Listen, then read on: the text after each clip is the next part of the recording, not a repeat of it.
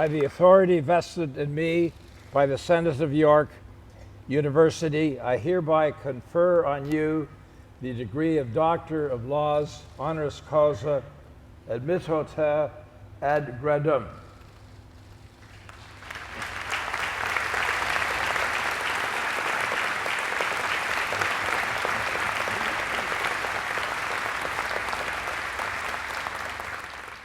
It's one of the most exciting days in my life.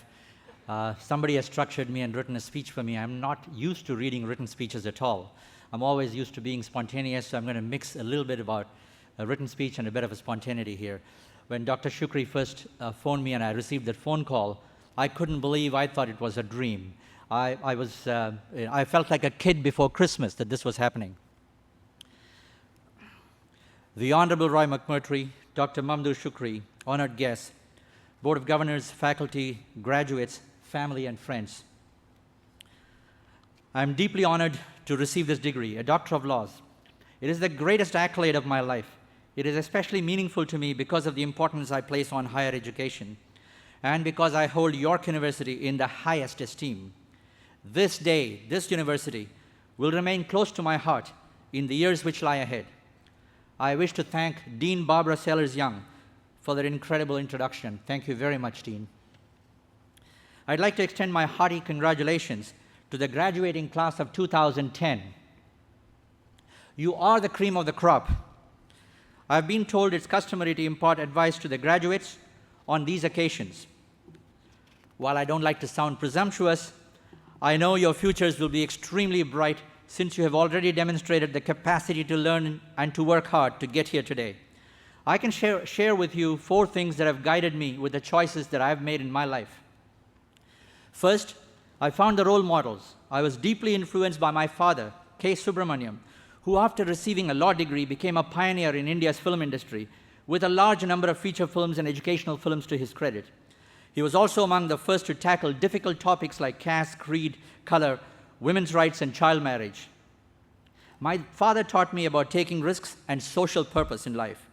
He was one of the first in southern India to make a motion picture with sound, and Indian motion picture industry is the largest of its kind in the world, and it's also got the largest movie-going population in the world.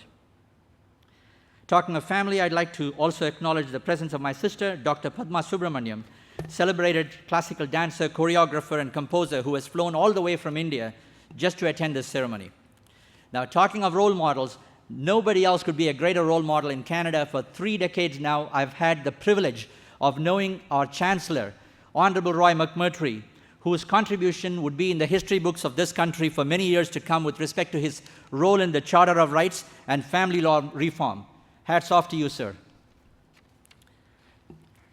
Yeah, give him a big round.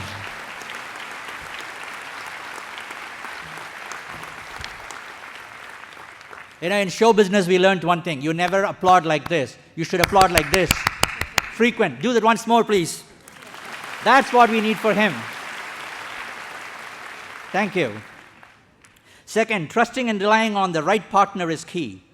I've been blessed with the same partner in life and in business, my wife, Jaya. She has shared our vision and the sacrifices on our journey. She's ATN's Executive Vice President and Vice President of Programming, and a major factor in our success. She's the perfectionist, and I'm the dreamer. Together, we get things done. There's a little joke where I come from in a southern village in India. When you run a small business, they say some people prefer to be a head of a chicken than a tail of an elephant. And the day we decided to take the company public on the TSX Venture Exchange here in Toronto, we decided it's better to own 50% of the phone company than 100% of a phone booth. They all made sense. Third, we have a vision of the future, and we've held it through thick and thin. We had the vision of a network catering to the South Asian diaspora, and it guided us through difficult and uncharted territory. Technology was advancing at such a rapid rate that regulatory policies in most affluent nations couldn't keep pace with it, and we kept changing with the times. Finally, start with what you know best and what you love the most, and then innovate from this solid platform. I used to play the acoustic guitar as a hobby. When I came to Canada as a young man, I was fascinated with Gordon Lightfoot, Bruce Cockburn, Bob Dylan, Donovan, Joni Mitchell, Judy Collins, and it goes on and on. In my spare time, I started producing a music-oriented television show. From there, we have grown and grown from producing simple television shows to massive live entertainment specials at the Sky Dome. We also launched the Commonwealth Broadcasting Network, CBN, in English, and brought the World Cup cricket live from around the world. We recently simulcast the Olympics in 6 languages live across Canada. From a single television service, we are now operating 23 television channels 24 hours a day, and as we speak, we are planning on launching 4 more channels this month. The video showed you only a glimpse of what ATN has done in the past. We are still innovating and dreaming about a future expansion. Education is the greatest opportunity. I have something very exciting that I'd like to share with you. I look forward to partnering with York University to launch what could potentially be North America's first programming initiative of its kind on television. We wish to showcase the incredible artistic talent in York's faculty and student population live and rebroadcast at prime time across this country on television. Health is another keen interest of mine. I'm on the board of a large hospital, and I'm very keen to collaborate with York University in an exciting new initiative of combining electronic media with higher education, healthcare, and prevention. Based on the success of these initiatives, we would like to expand this to include your prestigious School of Business, Osgoode Hall Law School, and other faculties. Eventually, we would love to showcase the outstanding success of York through cable, satellite, IPTV, and broadband, not only across Canada and the United States, but worldwide. I heard the Chancellor talking about the future, where you're heading. There's a saying where I come from again, in a village close to Madras in India. They say, if you don't know where you're going, it doesn't matter how you get there. We would certainly like to know where we are heading, and we would love to do that with York. As the Beatles said, we'll get by with a little help from our corporate friends in the corporate world and the government of Canada as well.